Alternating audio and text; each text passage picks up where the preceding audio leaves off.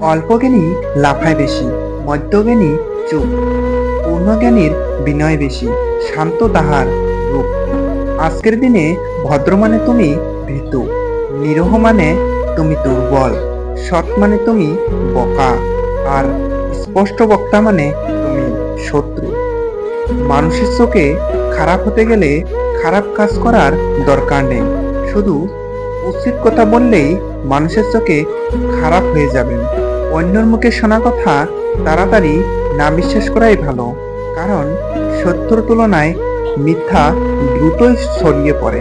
জীবন থেকে যা শিখেছি, কোনো বই ও আমাকে সে শিক্ষা দিতে পারেনি।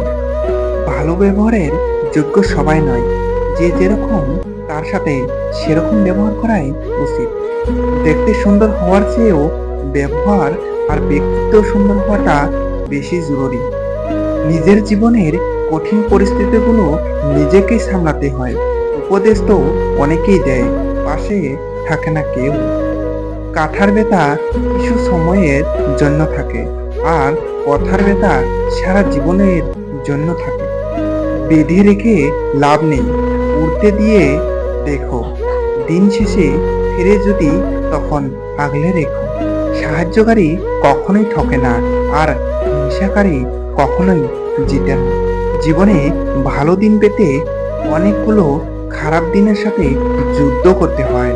কে কি করেছে, কিভাবে করেছে, কেন করেছে, যত কম জানবে জীবনে তত ভালো থাকবে। যেখানে সবাই নিজেকে জ্ঞানী মনে করে, সেখানে শান্ত থাকাই বুদ্ধিমানের কাজ।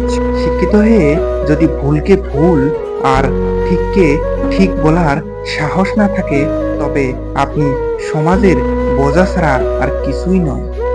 মানুষ চিনতে ভুল করার মধ্যে লজ্জার কিছু নাই, কারণ অমানুষগুলো দেখতে অবিকল মানুষের মতোই। মানুষের থেকে পাওয়ার আশা যত কম রাখবেন, দিন শেষে তত ভালো থাকবেন। সৎ লোকের দুটি জিনিসের সাথে লড়তে হয়, একটি হচ্ছে দরিদ্রতা, আর অন্যটি হচ্ছে দুষ্টু লোকের চক্রান্ত।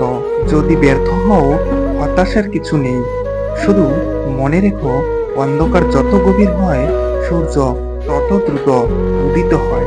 কারো অবহেলা মানে জীবন শেষ নয়। একজনের কাছে মূল্যহীন হতে পারো, সবার কাছে নয়।